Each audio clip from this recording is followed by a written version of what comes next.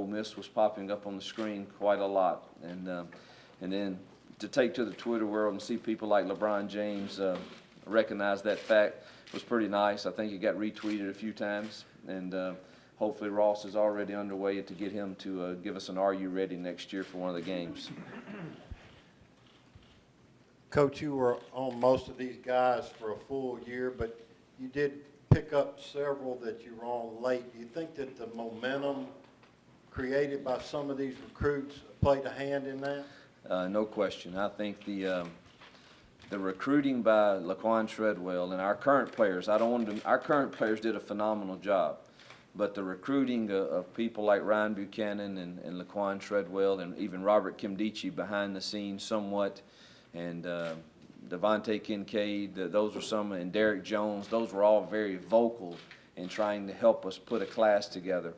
And Mark Dotson and Herbert Moore, you know, that was the kind of unique thing for me this year. Is I don't know that I've ever been a part of a recruiting class where the active commits were so active in helping you recruit the class. So I think Quincy attaboy Joe out of Texas. I think Laquan, I mean, obviously McGriff is the recruiting coach on record, but Laquan did a pretty good job of recruiting him also. So I think all of that, this whole recruiting cycle, I don't think she will mind me saying, but Robert and Denzel's mom told me from the very get-go that we had a chance to get them together if we could create some excitement and win some football games and show improvement. That's the way it was, started with me in the recruitment of Robert. And, we were fortunate that we were able to create a lot of momentum and buzz at the end of the year.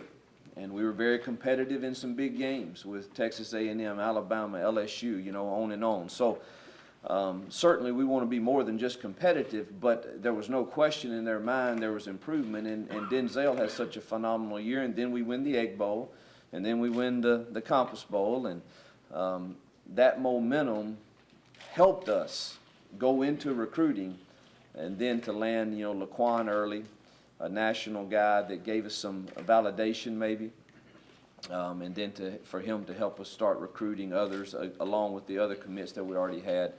I don't think there's any question that that was a big part of this process. Hugh, I'm curious, were you surprised by some of the, albeit vague, accusations about your success in recruiting? And then also, could you kind of take us through the decision that you made to address it as aggressively as you did? I have to, be very candid. I was really shocked. I didn't expect. I know people have their own opinions, and they feel the freedom now in the social media to voice that very freely. And I was shocked at how much it was. It really was.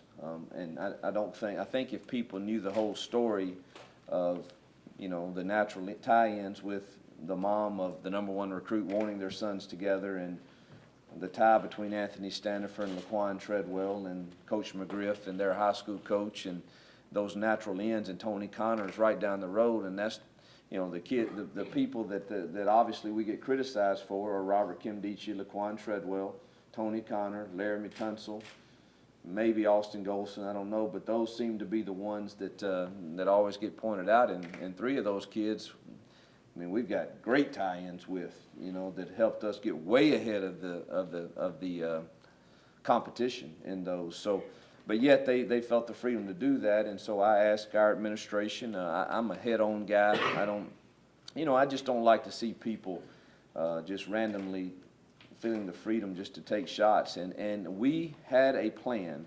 We executed our plan. Obviously, we had some luck to have some ends to some of those, and I readily admit that. But we did it with integrity within our coaching staff. And my whole point in saying that is if there's something that's out there that has some factual basis to it, we would like to know. And, so I said that, and obviously after about 4,000 retweets and every national media picking up on it, then I decided to take it down because of some of the cruel shots I was taking, and my daughters follow me, and the coaching staff's kids follow me, and then I got, ripped for that too. So I don't know that you can win, you know, when you engage in the social media, but I still stand by, you know, if there's something going on that is wrong, that's not the way Ross wants the program run, the chancellor wants it run, or I want it run, and that's all I was meaning by that statement. I know the way our staff's doing it, and again, I think if everyone understood, there's more to getting these guys than just us walking out there and recruiting them. We had some natural ends to them, and certainly that proved to be very advantageous to us. So, Hugh, do you have to follow this up with another top 10 class next year and beyond in order to begin to rise through the SEC West on the field? you know, I don't know if it has to be top 10, but certainly, you know, you've got to be adequate evaluators of talent. I think, you know, last year, I don't even know what we ended up, even if we were ranked last year in the recruiting class, but we found some pretty good hidden gems in that class, and I think you'll see the same in this. And I think one of the strengths of our class, everybody wants to focus on those top guys, but I think one of the strengths of our class are those 4-star and high 3-stars that we got in there. I mean, the Jordan Wilkins, the Mark Dodsons, the guys like Derek Jones and Davion Johnson and Durante Bolden, and hey, how about Kalo Moore? You know, we don't even those are not even getting talked about a whole lot, and we think they're superstars. And so I don't know that next year's class has to be as top heavy as this one appears to be, but it certainly needs to be in that middle area like the ones I'm mentioning right there, the Ryan Buchanans, the Devontae Kincaids. We need to land another solid class of those high 3- and 4-star guys for sure. The only way you're ever going to compete at the level we want to, I think, is if you put 2 or 3 of those classes together, because that's what the other schools are doing. But no question, this class and the exposure that we received today is already helping us in 2014. It gives us some momentum, it gives us some validity, and now we can use it to hopefully start building relationships with a few national guys. We can't go after an enormous amount, but we can go after some, and they've definitely heard about Ole Miss and probably are intrigued about, you know, what's exactly going on there. I want to see it for myself and come and hopefully get to know us. And I think if they get to know our staff, it kind of becomes contagious that people want to play for these coaches. Can you talk about, you get 2 of the best running backs out of Memphis, you got Marcus Robinson, about getting back into Memphis after, for so long, Tennessee got the best guys out there. Other schools came and got the best guys out there. Well, we've got a great guy up there in Maurice Harris. I mean, born and raised in Whitehaven, coached in the inner cities there, and everybody there knows him. And certainly I spent my share of time there also. I think we've got great connections there with the high school coaches and the people there. So I've said all along, you know, Mississippi, and we include Memphis in our what we consider our in-state region that we think we have to win in. So I just think Coach Harris does a great job of covering up those kids. And, you know, we really felt like a couple of days ago we might slide another 1 or 2 out of there that are going elsewhere, but we were a little late to the party on those. But Coach Harris did a great job there. You kind of along those same lines, you kind of went into the Atlanta area this year. How important going to the future do you think that area is going to be? Georgia's going to be very important to us. So many players there. And Wesley McGriff and Maurice Harris and Chris Kiffin have definitely got a good reputation there right now with the coaches. And it's an area that McGriff has recruited many times before at his other stops, and he's kind of helped those other 2 guys get in there and find their niche, and we kind of have divided it up among those, but we certainly will return there. You kind of along the same lines to get Laquan out of the Midwest. How does that open up, getting a kid of his caliber? Does that open it up for y'all to, you know, more recruiting region? I think we're going to look, when we sit down and identify our plan for next year, we will look for, you know, our national guys, our 12 to 15 national guys, and certainly that school, that will be one that we will visit. Coach, how much pressure did you have to hold forth down there in Batesville?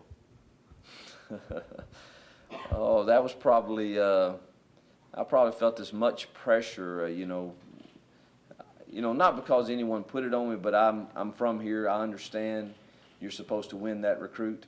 And Tony was a great master of his emotions. And he doesn't communicate all the time as much as you would like for him to. What a wonderful mother. And Miss Mary, though, she is just a champ. And I always felt good when I was around them. But, you know, I knew that there were a lot of other coaches that were around them also. And so I never was really quite sure. But, yeah, I felt, you know, you feel the pressure to win the Kalo Moores and, you know, the Durantes and Davions and Ryan Buchanans, but certainly, you know, being from right down the road, you even feel a little more pressure that we need to win this kid, not only because he's a tremendous football player, but it's an area Ole Miss is supposed to get the kid from. So Derek Nix did a tremendous job recruiting in-state for us, and the relationships he built were very strong. And, you know, last night when I went to bed at about 1, I didn't sleep, but I got off the phone. My last call was about 12:50, and I felt real good about it. So I was glad that everything stayed the course, though, today with him. And when he threw up the land shark, it was pretty special. Coach, talk a little bit about the national perception on this is a little bit different than when you come and experience it here yourself.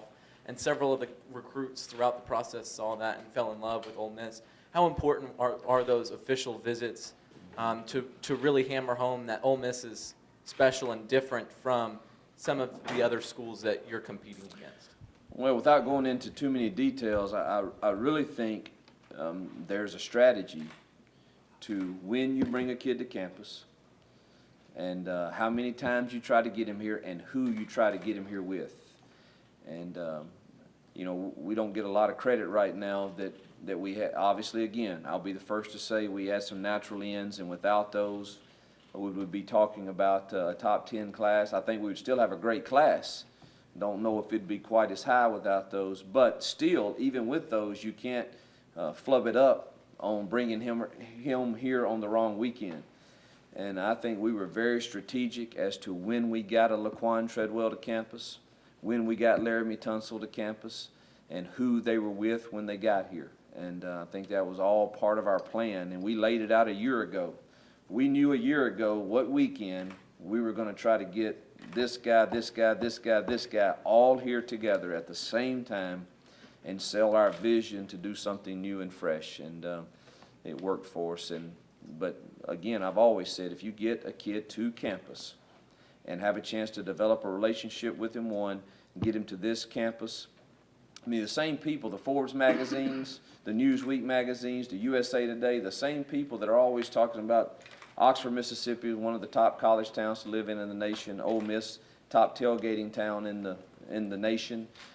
Safest campus in America, top 5 year in, year out. Those same people should understand if you get someone here, you got a chance. Our facilities are great. The vision of our AD and our administration is awesome. He gets to stand up with those recruits and families, and our chancellor does, and says, here's where we're going.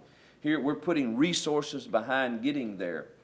And so I think all of that is strategic in the plan. When to bring them, who to bring them with, and how many times you bring them. I think all of that was part of the plan, and